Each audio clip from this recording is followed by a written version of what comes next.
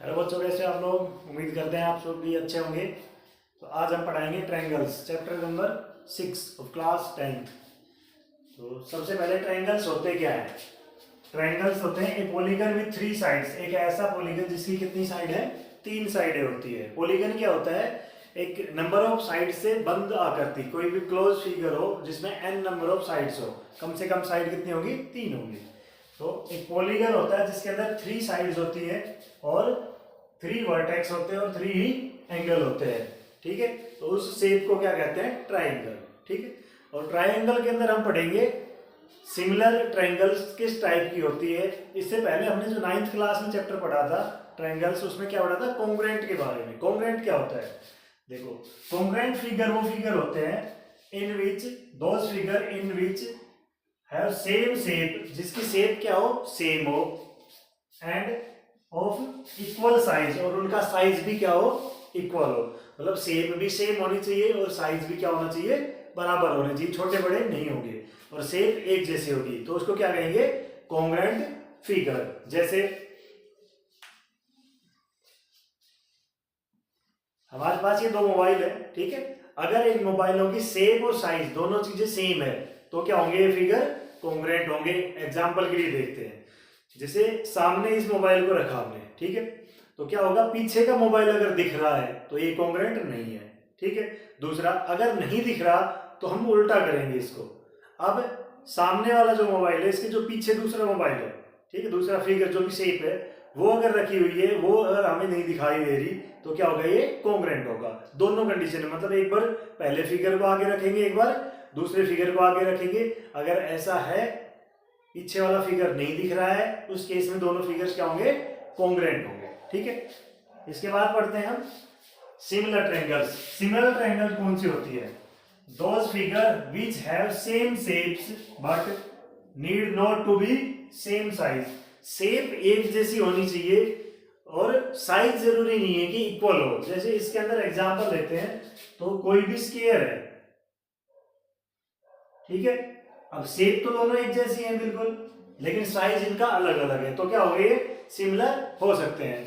इसके अंदर क्या है? कोई स्क्वायर है जिसकी साइड मान लो 5 सेंटीमीटर है, तो दूसरा स्क्वायर होना चाहिए, उसकी साइड भी क्या होगी?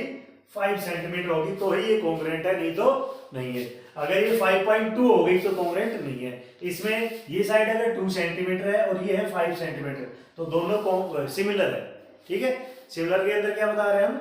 शेप और साइज, ठीक है, इन दोनों की बात होगी। सिमिलर के अंदर शेप सेम होनी चाहिए, साइज जरूरी नहीं है कि सेम हो। कॉन्ग्रुएंट के अंदर दोनों ही चीजें क्या होंगी? बराबर होंगी, तो फिगर क्या कहेंगे? कॉन्ग्रुएंट कहलाएंगे। क्लियर है? इसके बाद अगर कोई ट्रायंगल, जैसे ट्रायंगल की बात करें तो कॉन्ग्रुएंट है। कॉन्ग्रुएंट की कंडीशन क्या थी? जैसे एक ट्रायंगल ये हो गई और एक ट्रायंगल हो गई ये दोनों अगर कॉन्ग्रुएंट है, नाम दे देते हैं इसका ABC और इसका हो गया PQR। अगर ये दोनों ट्रायंगल कॉन्ग्रुएंट है तो इसके जो भी कोरस्पॉन्डिंग एंगल्स है वो आपस में इक्वल मिलेंगे और साइड्स भी क्या मिलेंगी? इक्वल मिलेंगी। क्लियर? उसके बाद अगर ये दोनों सिमिलर है, एक ट्रायंगल ये होगी ABC और एक ट्रायंगल होगी ये PQR, तो इनमें क्या कंडीशन मिलेगी? ABC ट्रायंगल अगर सिमिलर है PQR के, तो इनके कोरस्पॉन्डिंग जो एंगल है वो आपस में क्या मिलेंगे? इक्वल। जैसे ये एंगल अगर 30 डिग्री है तो ये भी कितना मिलेगा? 30। ये 50 है तो ये भी कितना मिलेगा? 50। और ये 100 है तो ये कितना मिलेगा? 100। ठीक है। लेकिन साइज जरूरी नहीं है कि ये इक्वल हो, तो क्या होगा? प्रोपोर्शनल होंगे। प्रोपोर्शनल मतलब इनकी जो साइड्स है उनका रेशियो क्या होगा? इक्वल होगा। जैसे AB इसकी साइड होगी, उसकी साइड क्या होगी? PQ is goes to BC side, QR और AC साइड तो PR साइड। तो ये क्या मिलेंगे? प्रोपोर्शनल मिलेंगे। क्लियर है दोस्तों? आगे करते हैं हम 6.1 एक्सरसाइज। तो फर्स्ट क्वेश्चन गिवन है, फिल इन द ब्लैंक। जो ब्लैंक दे रखे हैं, खालिस्तान जो है ब्लैंक है, उनको फिल करना है यूजिंग द करेक्ट वर्ड। जो करेक्ट वर्ड है इनमें से, जैसे 2-2 वर्ड दे रखे हैं सभी में, तो इनमें से करेक्ट कौन सा है ये वर्ड हमें सेलेक्ट करना है और फिल करना है इनमें। ठीक है, तो फर्स्ट पार्ट दे रखा है ऑल सर्कल्स आर, सभी सर्कल। जिस सर्कल क्या हो गया, एक सर्कल ये है, एक ये है, तो ये दिखने में एक जैसे हैं बिल्कुल, मतलब सेम, इनकी सेम है। साइज जरूरी नहीं है सिमिलर के लिए, कॉन्ग्रुएंट के लिए क्या होना चाहिए, सभी को बराबर होना चाहिए। तो सभी सर्कल है वो जरूरी थोड़ी बराबर होते हैं, लेकिन दिखने में एक जैसे होते हैं, तो क्या हो गया ये सिमिलर। तो इसमें क्या आ जाएगा, सिमिलर। ठीक है। सेकंड पार्ट दे रखा है ऑल स्केयर्स आर, सभी स्केयर है। स्केयर के लिए भी सभी कंडीशन है, एक स्केयर ये हो गया और एक हो गया ये। ठीक है, दिखने में तो एक जैसे हैं लेकिन इनका साइज अलग अलग है। तो सिमिलर कंडीशन क्या बता रहा था, सिमिलर ट्रायंगल कौन सी होती है, जिनमें साइज जरूरी नहीं है कि क्या हो, बराबर हो, लेकिन कॉन्ग्रुएंट में इक्वल होना जरूरी है। तो सभी सर्कल और स्क्वायर और सर्कल दोनों ही चीजें इक्वल साइज की नहीं होती है, नहीं होती है तो क्या हो जाएगा फिगर, सिमिलर। ठीक है। थर्ड दे रखा है all dash triangles are similar. All, सभी ट्रायंगल कौन सी सिमिलर होती है, आइसोसेलेस ट्रायंगल या फिर इक्विलेटरल। आइसोसेलेस ट्रायंगल की क्या कंडीशन है कि कोई भी दो साइडें इक्वल हो सकती हैं, तीसरी का हमें नहीं पता है। ठीक है, जैसे ये होगी 4, ये भी होगी 4, ये होगी मान लो 6, ये होगी 6, ये 5 7 है, तो ये मान लो हो गया 3। ठीक है, तो जरूरी नहीं है कि इनका जो रेशियो है वो सेम आए। तो इक्विलेटरल ट्रायंगल के अंदर क्या कंडीशन बताई गई है, एक जैसी होती है और साइज जरूरी नहीं इनका इक्वल हो, एंगल इक्वल होते हैं सभी। सभी एंगल्स कितने के होते हैं इक्विलेटरल एंगल में, 60 डिग्री के, चाहे छोटी हो चाहे बड़ी हो, एंगल कितने के मिलेंगे, 60 डिग्री के। तो कौन सा आ जाएगा इसमें, इक्विलेटरल ट्रायंगल, इक्विलेटरल ट्रायंगल्स। ठीक है। फिर टू पॉलीगन्स है of the same number of sides, दो पॉलीगन है जिनकी साइड क्या है, सेम नंबर है, वो क्या है, सिमिलर है। कंडीशन क्या होती है, सिमिलर है। इफ कब होंगे, जब पहला पार्ट दे रखा है देयर कोरस्पॉन्डिंग एंगल्स आर, उनके एंगल क्या होने चाहिए, इक्वल। क्या होने चाहिए, एंगल इक्वल होने चाहिए। And their corresponding sides, sides के बारे में क्या बताया तुमने, प्रोपोर्शनल। जैसे इक्वल इसमें हो चुका है तो यहां जाएगा प्रोपोर्शनल। प्रोपोर्शनल क्या होता है, जिनका रेशियो सेम हो। जब दो चीजों का रेशियो, किसी भी चीज का रेशियो अगर इक्वल आ जाता है तो वो चीजें क्या होती है, प्रोपोर्शनल। क्या होती है, प्रोपोर्शनल। तो यहां जाएगा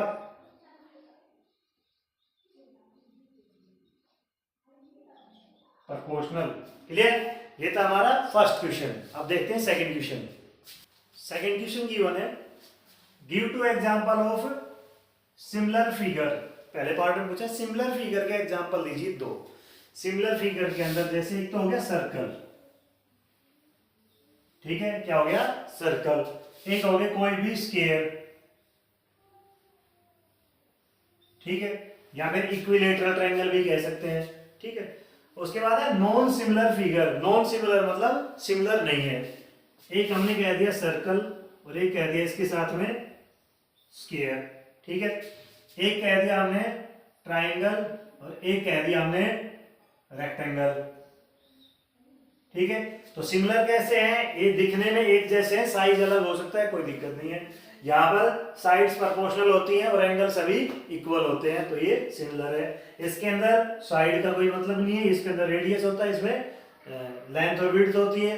ठीक है, इसके अंदर 3 साइड है, इसमें 4 साइड है, तो एंगल भी इसमें 3 होंगे, इसमें भी 4 होंगे, तो यहाँ पर सिमिलर है ही नहीं। ठीक है, उसके बाद थर्ड क्वेश्चन गिवन है, are the given figure are quadrilateral are similar. क्या ये दो जो क्वाड्रिलेटरल दे रखे हैं ये सिमिलर है। सिमिलर के लिए हमने दो कंडीशन बताई हुई है। क्या बताई है, एक तो साइड्स प्रोपोर्शनल होनी चाहिए, तो साइड्स इसलिए प्रोपोर्शनल है, मींस पहली साइड ये पी क्यू लेते हैं 1.5 बाई, ए बी लेते हैं तो 3, दूसरा ये भी 1.5 बाई 3, और तीसरे भी 1.5 बाई 3 और चौथी 1.5 बाई 3, मतलब सभी यही आ रहे हैं 1/2 1/2 1/2। ठीक है, तो साइड्स तो हो गई प्रोपोर्शनल। दूसरी क्या कंडीशन बताएगी, उनके कोरस्पॉन्डिंग एंगल भी क्या होने चाहिए, इक्वल होने चाहिए। तो इनमें देखो, इस फिगर में और इस फिगर में, ठीक है, क्या है, एंगल इक्वल है। ये एंगल क्या कितने का हो सकता है, एक्यूट एंगल है, एक्यूट मतलब 90 से कम दिख रहा है, और ये इसने क्या बताया हुआ है 90 है, तो ये एंगल 90, ये 90 से कम, तो ये इक्वल नहीं है। इक्वल नहीं है, अगर एंगल ही इक्वल नहीं है तो क्या हो जाएगा, ये फिगर सिमिलर नहीं है। These are no, these are not similar figure, ये सिमिलर फिगर नहीं है। क्लियर बेटा? अभी तक हमने एक्सरसाइज 6.1 पढ़ी है। अब इसके आगे हम कुछ बेसिक करते हैं एक्सरसाइज 6.2 का। तो सबसे पहले हमने जो अभी तक पढ़ा है वो क्या है? Similarity of triangles. वो क्या होता है? जब दो ट्रायंगल्स जिनके अंदर एंगल्स कोरस्पॉन्डिंग जो एंगल्स है वो क्या हो? इक्वल, और साइड्स क्या हो? प्रोपोर्शनल। तो यहाँ पर एक थ्योरम पढ़ेंगे जिसमें हम प्रोपोर्शनल की बात करते हैं। तो थ्योरम क्या है? Basic proportionality theorem. थ्योरम का नाम क्या है? Basic proportionality theorem. और इसे किसने बताया था इसके बारे में? थेल्स ने। तो इस थ्योरम को हम क्या कहते हैं? थेल्स थ्योरम भी कहते हैं। ठीक है? और चैप्टर वाइज अगर माने तो इसको हम लिखते हैं थ्योरम 6.1। ट्रायंगल जो चैप्टर है 6 चैप्टर है, और उस चैप्टर के हिसाब से हम इसको लिखते हैं थ्योरम 6.1। और नेम वाइज लिखे तो क्या लिखेंगे? Thales theorem. और इसमें इसके डिटेल वाइज लिखे तो क्या होता है? Basic proportionality theorem. इसके अंदर क्या दिया हुआ है? बेसिक प्रोपोर्शनलिटी की बात की जाती है। ठीक है? तो क्या पढ़ेंगे इसमें? बहुत एग्जामिनेशन पॉइंट ऑफ व्यू से बहुत इंपॉर्टेंट थ्योरम है। हर तीसरे एग्जाम के अंदर 101 या मतलब रेगुलर जो 3 पेपर हो रहे हैं उनमें से हर 3 में से एक पेपर में ये जरूर आती है। ठीक है? तो यहाँ पर बेसिक प्रोपोर्शनलिटी थ्योरम है क्या? Thales theorem is if a line is drawn parallel to one side of a triangle. एक ट्रायंगल की एक साइड के पैरेलल कोई एक लाइन हमने ड्रा की। ठीक है? इस साइड के पैरेलल हमने एक डी लाइन खींच दी। उसके बाद to intersect the other two sides, बाकी जो दोनों साइड है उनको इंटरसेक्ट करती हुई, जैसे इस लाइन के तो पैरेलल हो गई, इन दोनों को इंटरसेक्ट कर रही है। इसको कहां पर काट रही है? डी के ऊपर, और एसी को काट रही है ई के ऊपर। क्लियर है यहां तक? उसके बाद are divide in the same ratio. तो ये जहां पर काट रही है ना, ये इनको सेम रेशियो की डिवाइड करेगी। मतलब ये लाइन इसके पैरेलल है तो होना क्या चाहिए? ये इसको और इसको सेम रेशियो के अंदर डिवाइड करेगी। मतलब इसका रेशियो इसके साथ और इसका रेशियो इसके साथ सेम होना चाहिए। तो हम प्रूफ में वही लिखते हैं, किसका रेशियो? ए डी का रेशियो डी बी के साथ, ए डी का रेशियो डी बी के साथ, और ए ई का रेशियो ई सी के साथ। ये क्लियर हो गया? ठीक है? अब इसमें जो गिवन है वो लिख देते हैं। ट्रायंगल एबीसी के अंदर क्या गिवन है? डीई पैरेलल है बीसी के। डीई और बीसी है क्या है? पैरेलल है। ठीक है? उसके बाद हम कुछ कंस्ट्रक्शन करते हैं अपनी तरफ से। क्या करेंगे? सबसे पहले ड्रा करेंगे ईएफ परपेंडिकुलर टू एबी। ई से एफ एक लाइन खींचेंगे जो एबी के ऊपर 90 डिग्री का एंगल बनाए। तो यहां पर मान लो 90 डिग्री का एंगल बना दिया इसने। क्या नाम है इसका? एफ। इसने 90 डिग्री का एंगल बना दिया। क्लियर? दूसरा क्या किया है? D G perpendicular to AC. D से एक लाइन खींचनी है जो जी के ऊपर जाके मिले, कहां पर? परपेंडिकुलर हो एसी के, एसी के परपेंडिकुलर। तो डी से स्टार्ट होती है लाइन, तो ये आ गई यहां। क्या नाम है इसका? डी जी, और ये परपेंडिकुलर है एसी के। क्लियर? ये कंस्ट्रक्शन हुई है। उसके बाद क्या किया है? ज्वाइन करना है सी डी और डीई को। सी से डी को जोड़ देते हैं और बी से ई को जोड़ देते हैं, इनको ज्वाइन करना है। क्लियर हो गया? ये हमने अपनी तरफ से कंस्ट्रक्शन कर लिया। ठीक है? अब ध्यान देना है, जो प्रूव करना है ना वो सबसे इंपॉर्टेंट है कि क्या प्रूव करना है। वो अपना पहले ही हम लिख चुके हैं। क्या चाहिए? एक तो ए डी चाहिए और एक डी बी चाहिए। क्लियर है ना? तो ए डी के ऊपर देखो कोई ट्रायंगल है वो, और कौन सी? डी बी के ऊपर जो ट्रायंगल है वो। तो ए डी ये साइड है, इसके ऊपर ट्रायंगल कौन सी आ रही है? ये इस साइड के ऊपर ए डी ई, ये ट्रायंगल दिख रही है। तो ये ध्यान रखना है, इस साइड के ऊपर जो ट्रायंगल आ रही है ना वो यूज करेंगे। ठीक है? कौन सी आ रही है? ए डी के ऊपर आ रही है ए डी ई, ये ट्रायंगल, और ए डी ट्रायंगल होगी। ठीक है? उसके बाद लेंगे डी बी। डी बी जो साइड है इसके ऊपर ट्रायंगल कौन सी है? डी बी ई, दिख गई? ये ट्रायंगल आ गई ना, तो ये होगी नीचे लिखी। इन दोनों का यूज करेंगे। Area of triangle A D E और area of triangle D E B. A D E ये जो ट्रायंगल है ये, और इसके नीचे जो ट्रायंगल है वो, दोनों यूज कर ली। इनका एरिया निकालते हैं। एरिया का फॉर्मूला क्या होता है? 1/2 बेस इंटू हाइट। ये होता है ना 1/2। बेस क्या होता है? जिसके ऊपर परपेंडिकुलर हाइट, परपेंडिकुलर डिस्टेंस। ठीक है? तो 1/2 तो लिख दिया हमने एज इट इज। अब इस ट्रायंगल के अंदर बेस कौन सा यूज करना है? एडी। एडी को बेस माना तो एडी के ऊपर परपेंडिकुलर कौन है? एफ से ई। तो बेस तो हो गया ए डी और एफ से ई या ई से एफ हो गया। ऐसे ही दूसरी ट्रायंगल है D E B. D E B इस ट्रायंगल के अंदर बेस तो हम ये यूज कर रहे हैं क्योंकि प्रूव कर रहे हैं, तो ये बेस हो गया। इसके ऊपर देखो राइट एंगल कहाँ है, आगे जाके यहाँ पर है, और किसने बनाया, ई एफ ने। तो बेस तो हो गया डीपी और परपेंडिकुलर क्या हो गया, हाइट क्या होगी, ई एफ। अब 1/2 से 1/2 कैंसिल, ई एफ से ई एफ कैंसिल, तो 8d/db आ गया। तो ये एरिया किसके इक्वल आया, 8d/db के। इस इक्वेशन को मान लेते हैं इक्वेशन नंबर फर्स्ट। क्लियर। अब दूसरी देखेंगे हम, ए ई चाहिए और ई सी चाहिए। ए ई देखो और ई सी देखो, इनके ऊपर ट्रायंगल कौन सी बनी हुई है।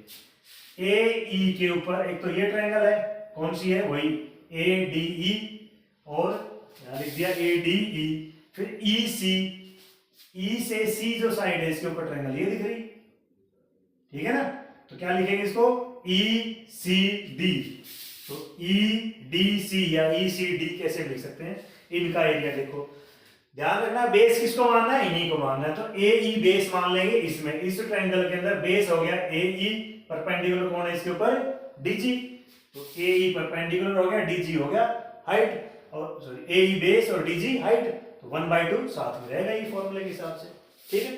अब दूसरी triangle A D E, sorry E D E, E D E, इस ट्रायंगल के अंदर देखो बेस कौन सा यूज करना है, ई सी। बेस तो हो गया ई सी, इसके ऊपर परपेंडिकुलर सामने जाके ये रहा, तो ये कौन है, डीजी। तो ई सी हो गया बेस और डीजी हो गया परपेंडिकुलर, 1/2 लगता है। तो वही 1/2 से 1/2 कैंसिल, डीजी से डीजी कैंसिल, क्या आ गया, A E by E C. Clear है यहां तक। अब देखो इन दोनों इक्वेशंस में ये चीज और ये चीज सेम है, ठीक है।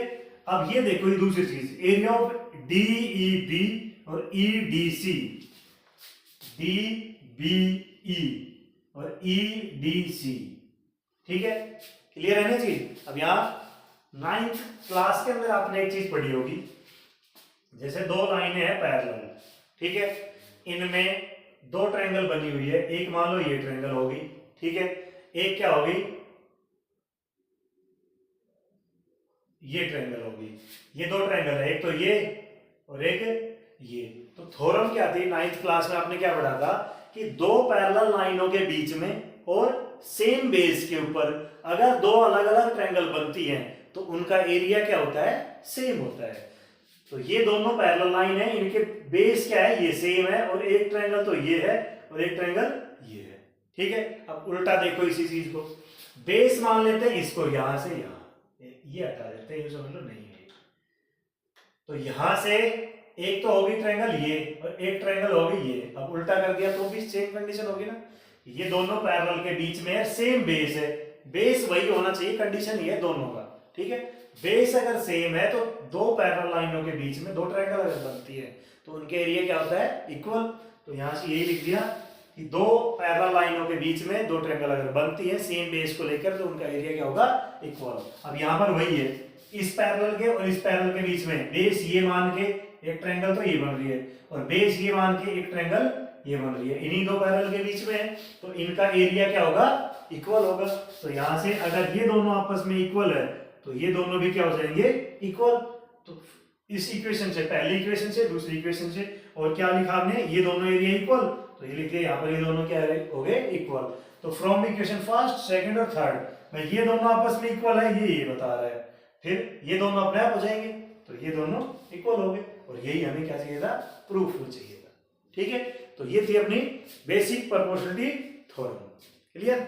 अगर इसमें कोई भी अगर डाउट आता है आपको तो कमेंट बॉक्स में कमेंट कर दें, हम आपकी प्रॉब्लम का सॉल्यूशन करने की कोशिश करें। तो अब हम सीखते हैं कन्वर्स ऑफ बीपीटी, जो थ्योरम 6.2 के नाम से जानी जाती है। क्या होता है उसका नाम, कन्वर्स ऑफ बीपीटी। तो कन्वर्स ऑफ बीपीटी में क्या है, if a line divides any two sides of a triangle, एक लाइन है जैसे मान लो डीई लाइन है, वो बाकी दोनों साइड है ना ट्रायंगल की, इनको सेम रेशियो में डिवाइड करती है, in same ratio. Same ratio मतलब गिवन हो गया, ये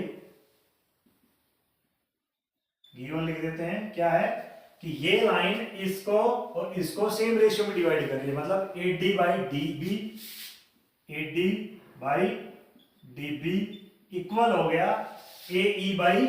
EC, A E by EC है, ये गिवन है, इसको मान लेते हैं इक्वेशन नंबर फर्स्ट। उसके बाद then the line is parallel to the third side, तो दो तो लाइन ये होगी तो ट्रायंगल की, अब ये जो लाइन होगी ना वो तीसरी साइड के पैरेलल होगी। पहले हमने जो सीखा था वो क्या था, बीपीटी में क्या आता है कि ये लाइन अगर पैरेलल है किसी अन्य अदर लाइन के, तो ये जो पैरेलल गई ये लाइन इन दोनों साइड्स को इक्वल रेशियो के अंदर डिवाइड करते हैं। ये था, अब उल्टा है कि ये अगर इक्वल रेशियो के अंदर डिवाइड कर रही है तो क्या होगा, ये पैरेलल होगी। ठीक है, तो ये हो गया गिवन। हम मान लेते हैं कि ये लाइन इसके पैरेलल नहीं है, प्रूफ करते हैं। प्रूफ में लिखा हमने let D E is not parallel to BC. हमने मान लिया कि डी ई पैरेलल नहीं है बीसी के। एक नई लाइन मान लेते हैं डी से एफ जो इसके पैरेलल है। ठीक है, और क्या माना, and D F parallel to BC. D F क्या है, बीसी के पैरेलल है। क्लियर। अब देखो कोई लाइन किसी ट्रायंगल की एक साइड के पैरेलल है तो ये लाइन इन दोनों साइडों को इक्वल रेशियो में डिवाइड करेगी। मतलब क्या आ गया, A D by D B, then A D by D B equal होगा ए एफ। एफ ध्यान रखना क्या होगा, ए से एफ और एफ से सी, क्योंकि ये लाइन पैरेलल मानी है इसके, तो ए से एफ और एफ से सी, ए से एफ बाय एफ से सी। इक्वेशन नंबर क्या आ गई, सेकंड। अच्छा क्यों है ये भाई, तो ये रेशियो इक्वल क्यों आया, क्योंकि डी एफ पैरेलल है बीसी के, और using BPT, using BPT basic proportionality theorem का यूज करने के बाद, या फिर थेल्स थ्योरम लिखते हैं इसको, थेल्स थ्योरम का यूज करने के बाद ये दोनों क्या आए हैं, इक्वल आए हैं। ठीक है, अब इक्वेशन नंबर फर्स्ट और सेकंड में देखो, A D by D B, A D by D B same है, तो ये भी क्या होंगे, same. From first and second, पहली और दूसरी इक्वेशन से, A E by E C, A E by E C is equal to A F by F C. ठीक है, अब क्या करेंगे हम, दोनों में क्या कर देंगे, ये ध्यान रखना है, क्या करना है, दोनों में +1 कर देंगे। तो क्या लिखेंगे, एडिंग 1 इन बोथ साइड, दोनों साइड में क्या किया हमने, 1 प्लस कर दिया। तो क्या आ गया, A E by E C plus 1 is equal to A F, या यही कर देते हैं, या यही कर देते हैं, A F by F C plus 1। ठीक है, इसके अंदर +1 करेंगे तो एलसीएम कितना आ रहा है, ई सी, तो यह आ गया A E plus E C is equal to, यहां से एलसीएम आ गया एफ सी, तो यह आ गया A F plus F C. अब देखो ए E plus E C, A E plus E C, ए सी हो गया, तो इस चीज को हम क्या लिख सकते हैं, यहां लिख देते हैं साइड में आगे, ए ई प्लस ई सी हो गया A C by E C as it is equal to, अब A F plus F C, A F plus F C, ये भी ए सी हो गया, तो यहां हो गया ए सी बाई नीचे क्या है, एफ सी, एफ सी। ए सी से ए सी कट गया तो यहां 1 बचा और यहां भी 1 बचा, तो एफ सी की 1 के साथ मल्टीप्लाई, ई सी की 1 के साथ मल्टीप्लाई, तो F C is equal to क्या आ गया, ई सी। अब दोबारा देखो फिगर में, एफ सी, एफ से सी और एफ ई से सी, एफ से सी ये यहां से यहां तक, और ई से सी यहां से यहां तक, दोनों क्या है, इक्वल है। ऐसा हो सकता है, एक कंडीशन में हो सकता है जब ई और एफ क्या हो, सेम हो, या कोइंसाइड मतलब एक दूसरे के ऊपर हो। ठीक है, so this is only possible when E and F are same, E और एफ क्या हो, सेम हो, तभी हो सकता है ये। तो ई और एफ सेम है, इसका मतलब क्या हो गया, हमने क्या लिखा था, कंस्ट्रक्शन में किया था ना,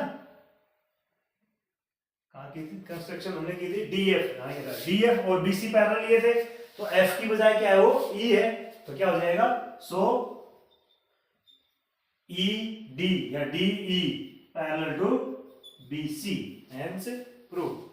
ठीक है, तो ये थी अपनी कन्वर्स ऑफ बीपीटी।